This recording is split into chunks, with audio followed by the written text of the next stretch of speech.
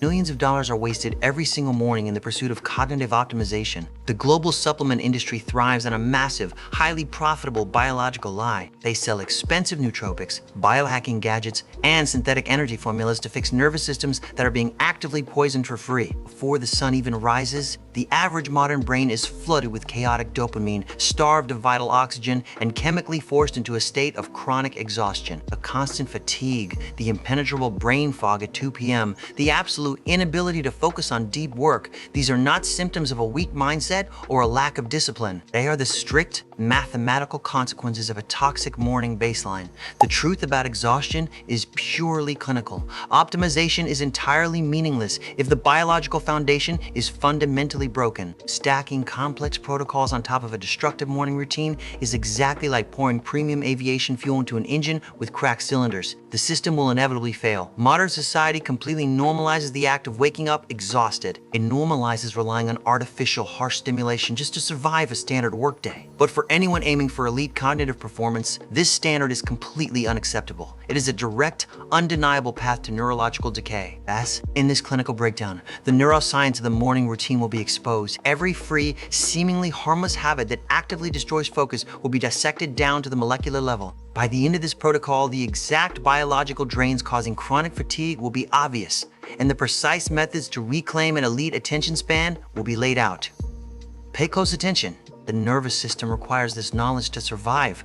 Let us start with the most destructive behavioral habit in modern human history. It happens before feet even touch the bedroom floor. Eyes open, consciousness returns. The immediate, almost robotic instinct is to reach for a glowing screen. Notifications are checked, emails are scanned. Short-form, highly stimulating content is consumed in rapid succession. This feels like a harmless, passive way to wake up. Biologically, it is chemical suicide. The reward circuit is hijacked instantly. When the brain transitions from deep delta sleep to wakefulness, it shifts into highly programmable theta and alpha brainwave states. During this brief window, the subconscious mind is completely exposed, entirely malleable, and incredibly fragile. Flooding this vulnerable biological state with the hyperstimulating, algorithmically engineered novelty of a smartphone triggers a massive, unnatural spike in dopamine. Dopamine is not merely a pleasure chemical. That is a mainstream myth. Dopamine is the core molecule of motivation, drive, and effort. It is the chemical that makes difficult tasks feel achievable. By forcing a massive dopamine spike instantly upon waking,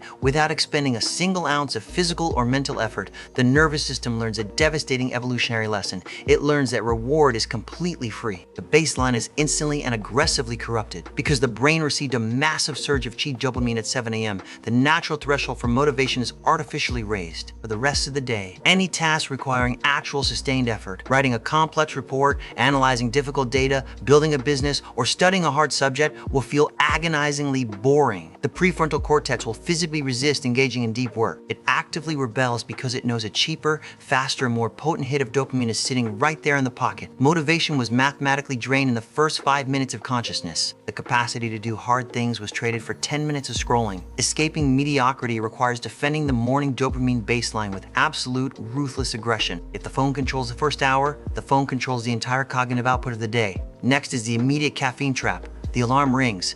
Deep grogginess sets in. The immediate, socially conditioned response is to walk straight to the kitchen and pour a massive cup of dark coffee. Society views this as a productive, ambitious ritual. Clinical biology views this as a metabolic catastrophe. Yes, caffeine does not create real energy. To understand exactly why early coffee ruins focus, the mechanism of a molecule called adenosine must be understood. Adenosine is a neuromodulator that steadily builds up in the brain for every single minute a human is awake. It acts as a cellular pressure gauge, creating the physical sensation of sleepiness. During deep sleep, this adenosine is cleared out of the receptors. Upon waking, the body initiates a critical biological sequence known as the cortisol awakening response. Cortisol, the alertness hormone, naturally peaks to wipe away the remaining grogginess and prepare the entire nervous system for action. When caffeine is consumed within 10 minutes of waking, this natural biological mechanism is completely bypassed and overridden. Caffeine does not provide actual cellular energy. It simply possesses a molecular structure so similar to adenosine that it fits perfectly into the brain's adenosine receptors, blocking them. It puts a chemical blindfold on the brain. The natural cortisol peak is blunted because the body senses false alertness. More importantly, the leftover adenosine from the night before is never properly cleared. It simply waits in the background, accumulating rapidly behind the chemical dam created by the caffeine. Then, the inevitable biological consequence happens. At 2 p.m., the caffeine metabolizes. The half-life expires. The chemical blindfold is forcefully removed.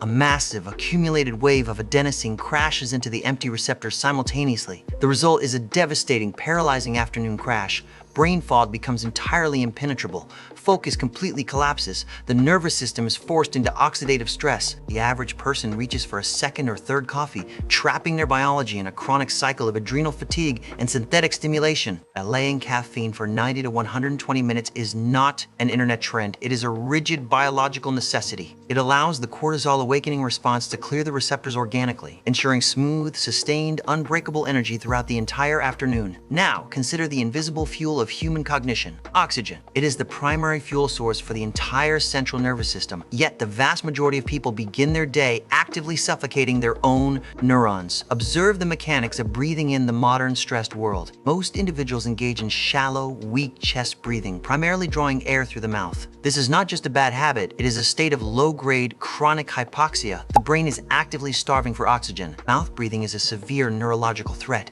It chemically activates the sympathetic nervous system, locking the body into an invisible, permanent state of fight or flight. The human brain, despite making up only 2% of total body weight, consumes a staggering 20% of the body's total oxygen supply. And shallow chest breaths restrict proper oxygen flow. The prefrontal cortex, the exact region responsible for logic, executive function, emotional regulation, and deep focus, is the first area to be starved. The metabolic engine is deprived of its most critical input. Furthermore, waking up with a dry mouth is a clinical indicator that mouth breathing occurred throughout the entire night. This behavior completely destroys sleep architecture. It prevents the release of a crucial molecule called nitric oxide in the nasal cavity. Nitric oxide is a vasodilator. It expands blood vessels, lowers heart rate, and ensures maximum oxygen delivery to the brain during deep sleep. A brain that fights for air for 8 hours will wake up fundamentally exhausted, inflamed, and operating at a fraction of its true capacity. Nasal breathing must be enforced with absolute strictness. Nasal breathing drives oxygen deep into the lower lobes of the lungs, where oxygen exchange is most efficient.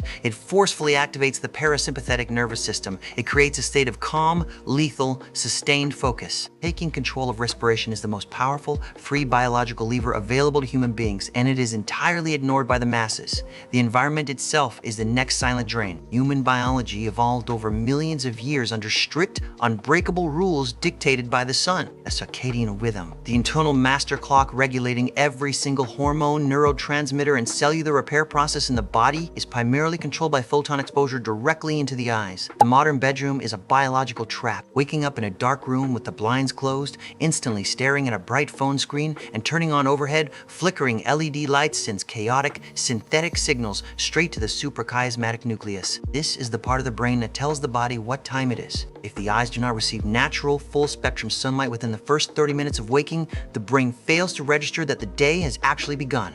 The natural morning cortisol spike is suppressed. Because cortisol is blunted in the morning, the entire hormonal rhythm shifts off its axis. It will inevitably spike at the wrong time, usually late at night, completely destroying the ability to fall into deep, restorative sleep. More importantly, morning sunlight exposure sets a strict biological timer. It triggers the production and release of melatonin exactly 14 hours later. Ignoring the sun and choosing to live under the toxic synthetic glow of artificial blue light chemically castrates the entire sleep cycle. The biological clock is broken. Walking outside and exposing the eyes to natural daylight for 10 to 15 minutes is not a luxury. It is a fundamental, non-negotiable requirement for a high-performance cognitive state. These habits seem insignificant in isolation. Checking a phone, drinking a coffee, staying indoors, that is exactly what makes them so profoundly lethal. They are invisible. The cost is compounding daily. The average individual completely ignores these biological laws because society normalizes weakness and fatigue. Everyone wakes up tired. Everyone scrolls in bed for 20 minutes. Everyone relies on 3 coffees to survive a meaningless shift. But elite cognitive performance does not tolerate biological fragility. Every single time cheap dopamine is chosen over morning silence,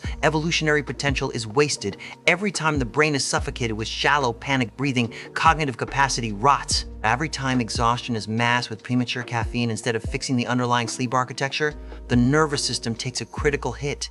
These free daily habits compound over months, years, and decades. They slowly, invisibly erode the capacity to do deep, meaningful, paradigm-shifting work. They steal drive, they kill ambition, they ensure the mind remains in a state of permanent, foggy mediocrity. A toxic daily routine cannot be out-supplemented. No amount of money spent on exotic nootropics or ice baths will fix a broken foundation. If the biological basement is flooded, the entire skyscraper will eventually collapse. The victim mentality regarding energy levels must be entirely discarded. The human brain is the most sophisticated biological machine in the known universe, and it is currently being fed absolute garbage. It is time to implement the free biological reset protocol. Take absolute control of the hardware. Rule number 1, defend the dopamine baseline with extreme prejudice. Absolutely no screens, no social media, and no hyperstimulating inputs for the first 60 minutes of the day, period.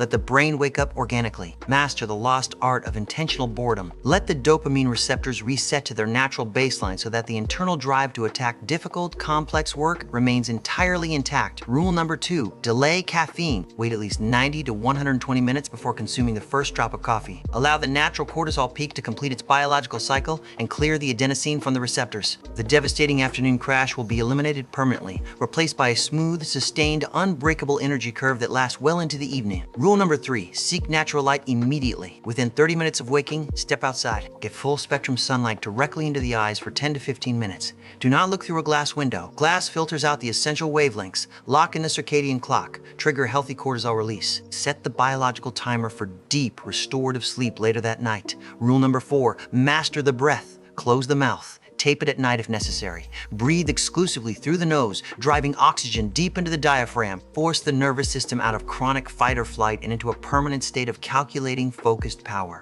These protocols cost absolutely nothing. They require no money, no biohacking gadgets, no expensive retreats, and no monthly subscriptions. They only require absolute, unwavering discipline. They require the conscious, deliberate decision to stop acting like an average, easily distracted, biologically weak consumer. The standard has been permanently raised. Optimize the hardware. Feed the brain the exact biological signals it requires to thrive in a chaotic world. Once this baseline is firmly locked in, focus will become entirely impenetrable. Energy levels will become limitless. The tired, foggy, unmotivated version of the past will become completely unrecognizable. Do not let modern convenience and cheap dopamine destroy evolutionary potential. Fix the routine. Master the nervous system. If the goal is elite human performance and absolute cognitive dominance, it is time to stop guessing. Check the links in the description below right now to access the exact tools, advanced protocols, and resources required to completely rebuild your biological baseline. Stop wasting time on cheap fixes. Subscribe to the channel to join the minority who operate on clinical data, not motivation. The science is clear. Execute the protocol. See you in the next one.